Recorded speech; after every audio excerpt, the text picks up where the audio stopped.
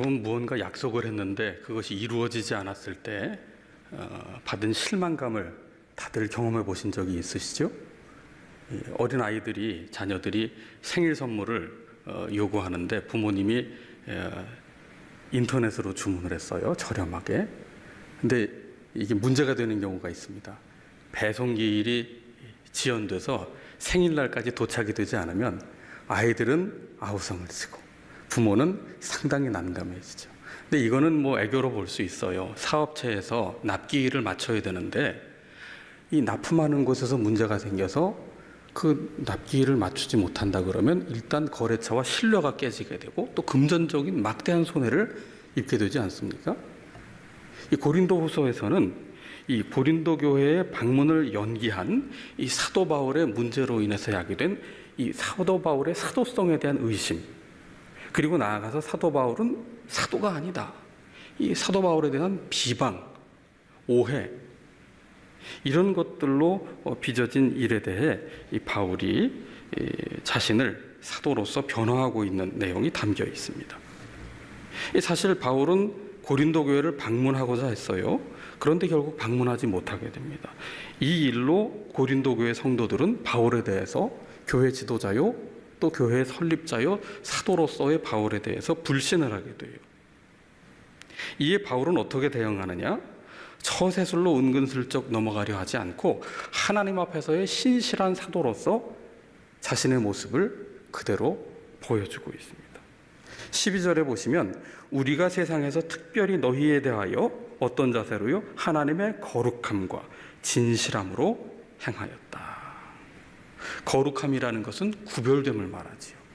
세상과 분리된 것이 아니라 세상에 오염되지 않되 세상을 변화시키는 구별된 자세로 사역했다고 말하고 있고, 두 번째는 진실함으로 행하였다. 정직함으로 행하였다. 나는 거짓말을 하거나 어디 숨어서 변명하고 싶지 않다고 말하는 겁니다. 그리고 육체의 지혜로 하지 아니하고 하나님의 은혜로 행하였다. 이것은 우리의 양심이 증언하는 바고 이것은 사도된 우리의 자랑이다.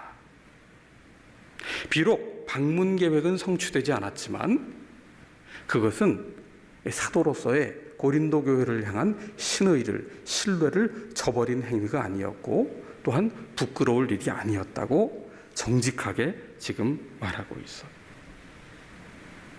이 사도들의 자랑 바로 여기 있어요.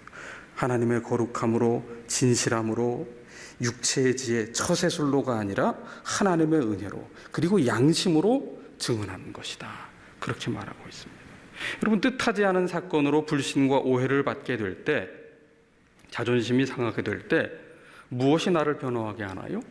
지금 사도 바울은 고린도 교회 교인들 앞에서 오기를, 혹은 자존심을, 혹은 거짓말로, 혹은 화풀이로, 악담으로 또 소문을 만들어서 대응하고 있지 않아요.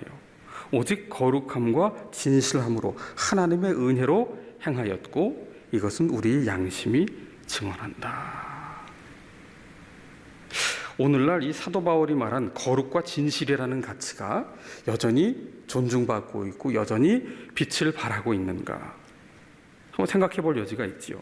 시카고 대학의 경제학자요 노벨상 수상자인 게리 베커의 이론에 따르면 사람은 무엇을 결정할 때 옳으냐 그르냐를 기준으로 결정하는 것이 아니라 내게 이익이 되느냐 손해가 되느냐로 결정을 한다고 말합니다. 그러니까 이익과 정직의 가치가 충돌할 때 정직의 가치가 소중하지만 그러나 손해를 입는다면 과감히 그것을 포기하고 이익이 되는 쪽으로 선택을 하게 되는 경향이 있다는 것이지요. 바울은 거룩함과 진실함으로 그의 양심을 따라 하나님 앞에서 사역하고 있다. 내게 손해가 될지라도, 내가 억울한 오해를 받는다 하더라도, 사도성을 의심받는다 하더라도, 그러나 나는 나를 항변하는 것 이전에 하나님 앞에서의 구별된 자로서, 그리고 하나님 앞에 정직한 양심으로 하나님의 은혜를 따라서 사도의 사명을 감당하겠다. 육체의 지혜로 하지 않았어요. 감정대로 화풀이 하지 않았어요. 너희도 골탕 먹어봐라 하지 않았습니다. 받은 대로 되갚아주지 않았던 겁니다. 고린도 교회 성도들 중에는 바울에게서 복음을 전해 듣고 신앙생활을 하면서도 바울을 부정적으로 평가하는 사람들이 있었어요. 바울은 무책임하다, 교회를 돌아보지 않는다, 기회주의자다, 거짓 사도들의 선동에 그야말로 가짜뉴스에 힘입어서 바울을 배격하고 이 거짓 교사들을 마치 사도로 추앙하는 그런 일들이 있었습니다. 교회가 병들게 된 것이지요. 그러한 상황에서 바울의 고린도 교회를 향한 그 마음속의 깊은 바람을 14절에 표현하고 있는데요. 14절 말씀해 보시면 너희가 우리를 부분적으로 알았으나 우리 주 예수의 날에는 너희가 우리의 자랑이 되고 우리가 너희의 자랑이 되는 그것이라. 바울의 바람은 한 가지입니다. 그리스도 예수의 날 마지막 때에 주님이 재림하실 때에 너희가 고린도 교회가 고린도의 성도들이 바로 사도인 우리의 자랑이 되고 우리는 고린도 교회 성도들의 자랑이 되는 것이다. 지금 고린도 교회 성도들은 거짓 사도들의 선동에 바울을 공격하면서 비방하고 있는데 그 상황에 바울의 바람은 무엇이에요? 주님 마지막 때 오시는 날 너희가 우리의 자랑이 되는 것이다. 우리가 너희의 자랑이 되는 것이다. 얼마나 멋진 표현이에요. 너희는 우리의 자랑이요 우리는 너희의 자랑이 되는 것. 고린도 교회의 분열 원인이 어디였습니까? 고린도 교회는 정말 은사를 너무나 많이 받은 교회인데 분열하면은 또 빼놓을 수 없는 교회가 고린도 교회 아니었습니까? 이 분열은요, 나를 자랑하고자 상대를 끌어내릴 때 분열이 일어납니다. 상대를 부끄럽게 만들어서 상대의 약점을 잡아서 나를 높이고자 할 때 분열이 됩니다. 철저히 계산적으로 이익에 따라 상대방을 이용의 대상으로 여길 때 교회는 분열이 되죠. 그렇게 될 때 교회는 그리스도의 몸이 아니라 그리스도의 몸을 파괴하는 행위를 자해 행위를 하는 것이 되고 마는 거지. 여러분, 성도가 성도를 깎아내리는 것, 그것은 자신의 몸에 스스로 상처를 내는 것과 같은 것이고 주님의 몸을 상하게 하고 아프게 하는 것이. 여러분, 의사 선생님의 수술실에서의 칼과 폭력배가 쓰는 칼의 차이가 어디 있습니까? 똑같이 칼을 쓰지만 수술하는 의사의 칼은 최소한의 환부를 도려내어 그 환자를 살리려는 칼이고 폭력배의 칼은 사정없이 상대방을 찔러 죽음에 이르게 하는 흉기 아니겠습니까? 성도가 성도를 깎아내린다. 주님의 몸이요 또한 우리 자신의 몸에 상처를 내는 것과 같아요. 그럼 가려운 데가 있어요. 긁어서 좀 시원하게 할 수 있지만 너무 심하게 긁어서 피를 내고 상처를 낸다. 그러면 가려움이 가라앉기는커녕 오히려 덧나게 되죠. 염증이 발생합니다. 곪게 되지요. 팔이 아프다고 해서 팔을 떼어내면 문제가 사라집니까? 이쪽 팔은 이쪽 팔대로 마음에 안 들고 이쪽 다리는 이쪽 다리대로 마음에 안 들고 저쪽 다리는 저쪽 다리로 마음에 안 들고 다 잘라내면 뭐가 남겠습니까? 이게 제대로 된 건강한 주님의 몸일 수 없지요. 어떤 분이 해외로 이민을 가서 그 생활을 하다 보니까 이게 머리를 하는 게 한국에서처럼 이렇게 기술이 좋다거나 저렴하지가 않은 거예요. 너무나 인건비가 많이 드니까 그래서 보통 이민 간 분들은 다 집에 이 미용 도구가 있다고 그래요. 가위도 있고 또 전동식 이른바 바리깡이라고 하지요. 그래서 이제 아내가 자신의 머리를 남편에게 맡기기는 너무나 모험인 것 같아서 일단 아내가 남편 머리를 손봐주기 위해서 가위를 들었답니다. 이쪽을 자르고 나니까 이쪽이 또 삐져나와서 이쪽을 자르고 또 저쪽을 자르다 보니까 결국 나중에 민머리가 되었다고 그래요. 예. 보통 우리가 이제 머리 하는 분들을 헤어 디자이너라고 얘기를 하는데 수상을 한 분들은 저는 디자이너가 아니고 헤어 아티스트입니다. 그렇게 얘기를 한다고 그래요. 그래서 이제 물어보셨대요. 어떻게 머리를 잘라야 예쁘게 자릅니까? 그러니까 우리는 머리를 자르는 게 아니라 머리를 남기는 사람들입니다. 그러니까 접근이 틀린 거예요. 이 잘라내다 보니까 민머리가 됐고요. 이 남겨야 헤어 아티스트가 된답니다. 남겨야. 예. 교회가 마음에 안 들고 성도가 마음에 안 들어서 여기도 자르고 저기도 자르는 것은 다 죽게 만드는 거예요. 아플수록 오히려 더 싸매고 귀히 여겨주어야 합니다. 상처가 나을 때까지는 시간이 걸려요. 상처 난데 자꾸 건드리면 덧납니다. 딱지가 알아서 떨어질 때까지 가만히 놔두어야 되는 거지요. 그대로 인정하고 존중해 주는 것. 아플수록 그것이 필요해요.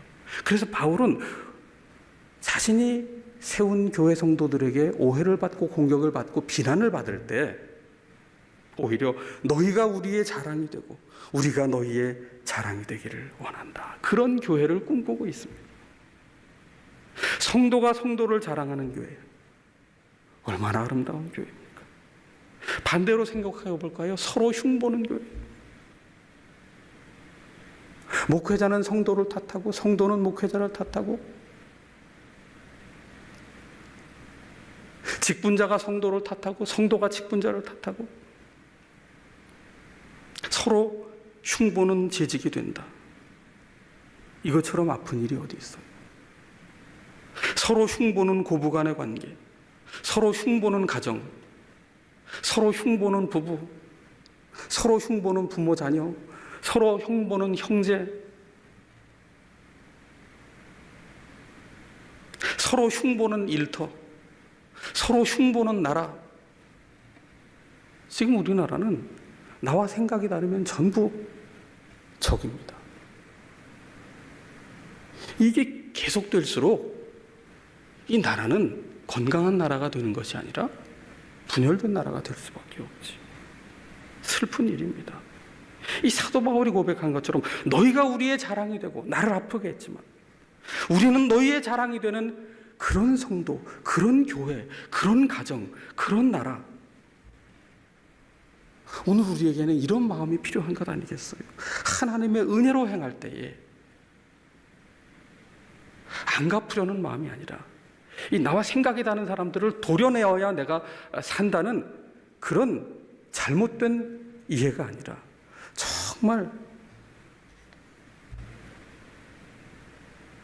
너희가 우리의 자랑이 되고 우리가 너희의 자랑이 되는 하나님의 은혜로 행할 때 우리는 더 이상 상처를 주고받는 관계가 아니라 쓴뿌리로 서로를 괴롭게 하는 것이 아니라 이제 이 상처를 넘어서 은혜 받은 자로 너희가 우리의 자랑이 되고 우리가 너희의 자랑이 되는 그런 아름다운 성숙한 관계에 이룰 수 있는 것이죠. 여러분, 무엇이든 험담은 쉬워요. 험담은 배우지 않아도 할 수 있어요. 그런데 남을 높이고 남을 칭찬하는 것은 굉장히 어려운 일입니다. 여러분, 성숙하지 않은 사람이 다른 사람 칭찬하는 거 보셨어요?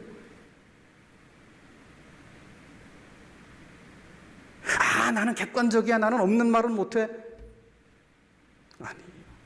성숙하지 않기 때문에 칭찬을 못하는 거예요. 남을 끌어내리고 험담을 한다는 것은 미숙하다는 얘기고, 칭찬한다는 것은 내 그릇이 하나님의 은혜를 담아낸 성숙함에 이르렀다는 것이죠. 사실 바울이 고린도 교회 방문을 계획했으나 취소한 이유에 대하여 23절, 24절에 말씀하고 있어요. 내가 내 목숨을 걸고 하나님을 불러 증언하시게 하노니 내가 다시 고린도에 가지 아니한 것은 너희를 아꼈기 때문이다. 24절, 우리가 너희 믿음을 주관하려는 것이 아니 오직 너희 기쁨을 돕는 자가 되려 함이니 이는 너희가 믿음에 섰습니다.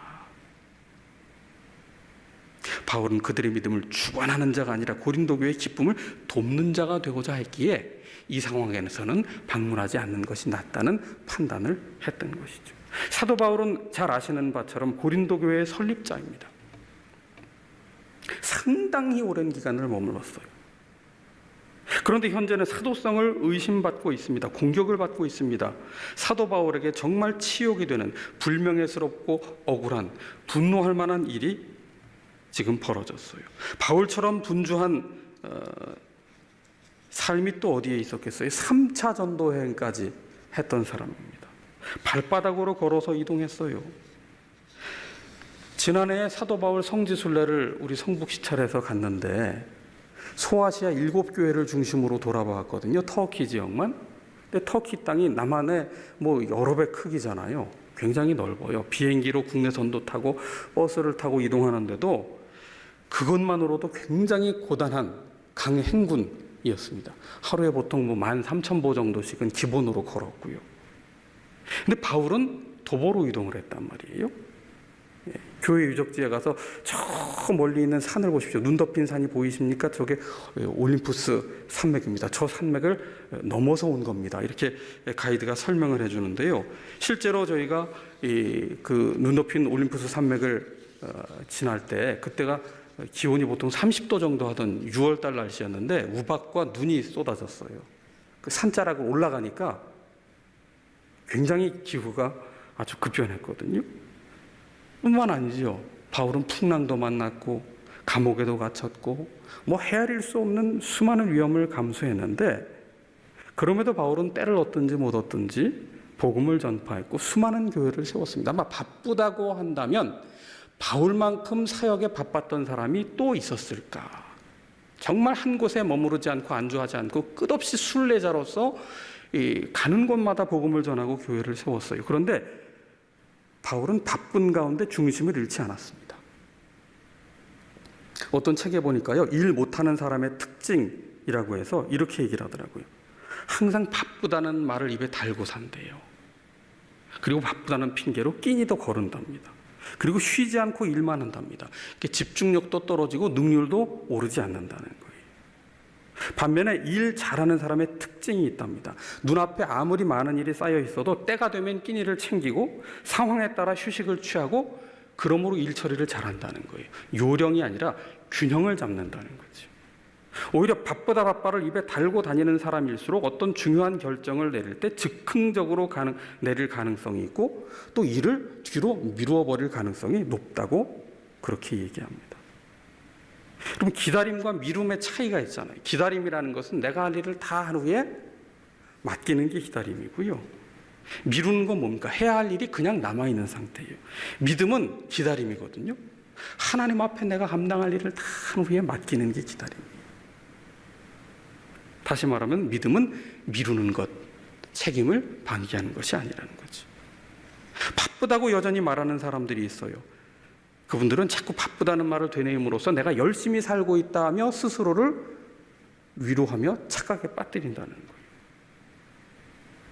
오히려 바쁘다고 말할수록 마음의 부담만 커진다는 겁니다. 바쁘다고 말하는 사람이 상쾌한 기분을 말하는 거 보셨습니까? 바쁘다고 말할수록 너무나 피곤해.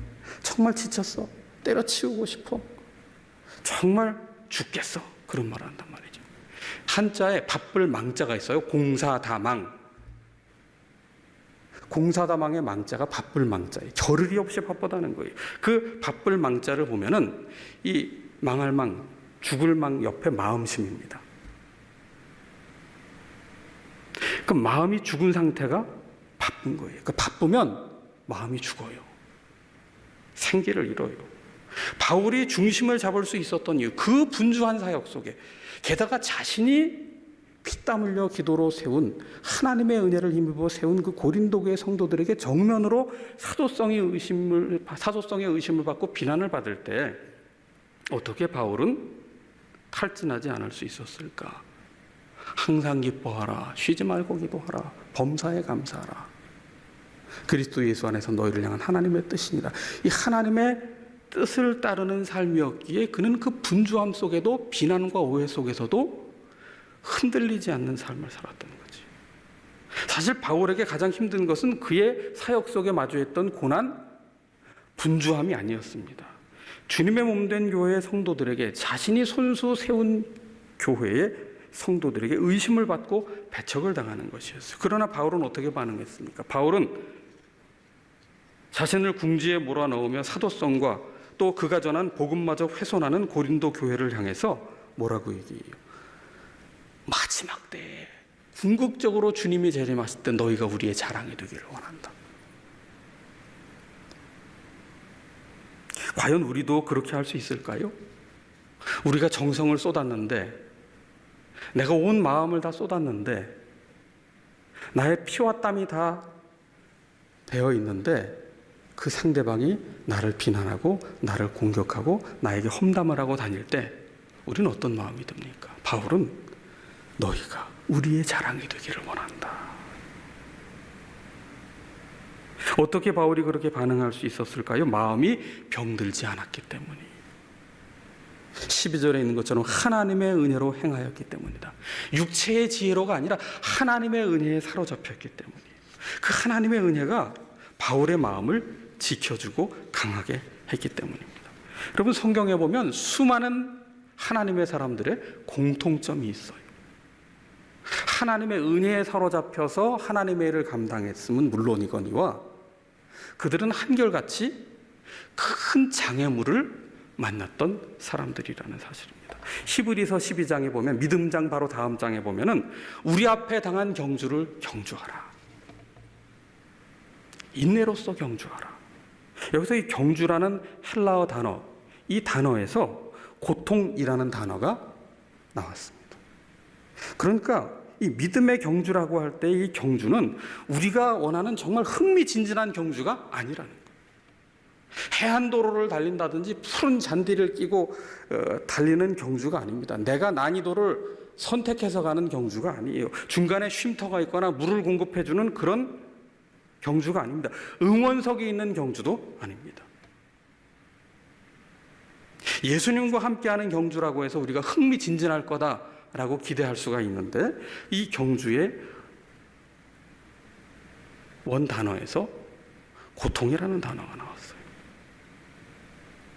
하나님이 우리에게 설정하신 경주, 그것은 고통을 수반하는 장애물 경기와 같아요. 야곱을 보세요. 루스에서 하나님의 음성을 듣고 그곳에서 처음 단을 쌓아 베델이라 하였는데 그 이후에 그의 삶은 정말 고난의 삶이었습니다. 요셉을 보세요. 하나님의 꿈에 사로잡혔는데 뜻하지 않은 고난 속으로 형들의 미움을 받고 거반 죽은 것과 같은 삶이 되고 버림받고 노예살이를 하고 또 억울한 누명을 쓰고 감옥살이를 하게 됩니다. 모세를 보세요. 그가 왕궁에 있을 때 그의 영향력으로 백성을, 히브리 노예들을 구원해내지 못했습니다. 기이한 광야에 이름 없는 무명의 목자가 되어서야 그 고난과 고난 후에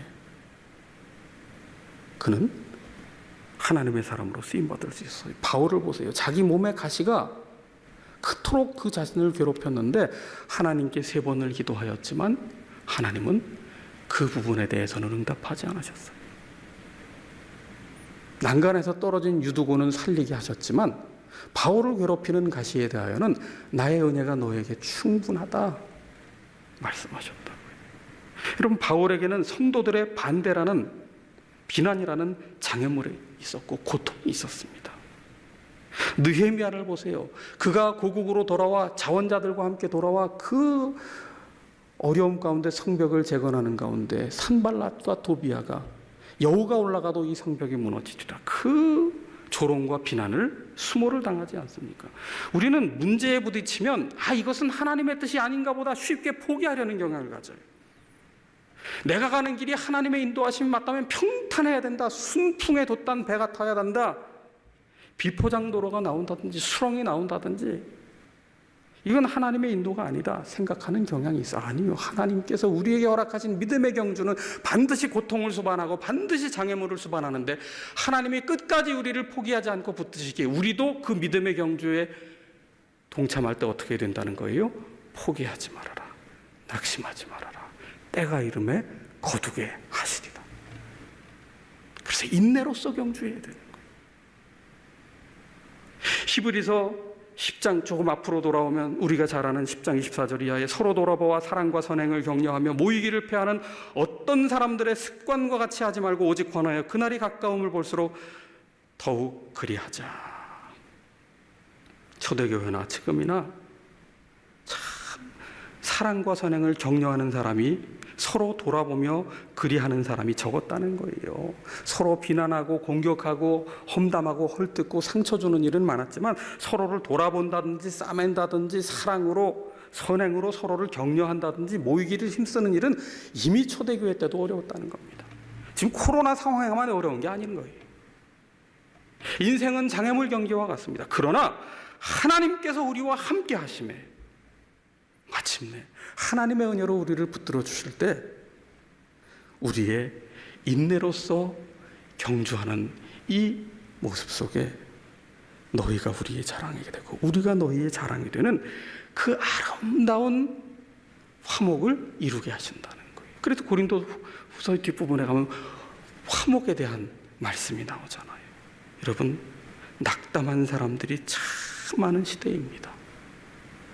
그런데 격려하는 사람은 찾아보기 어려운 시대입니다.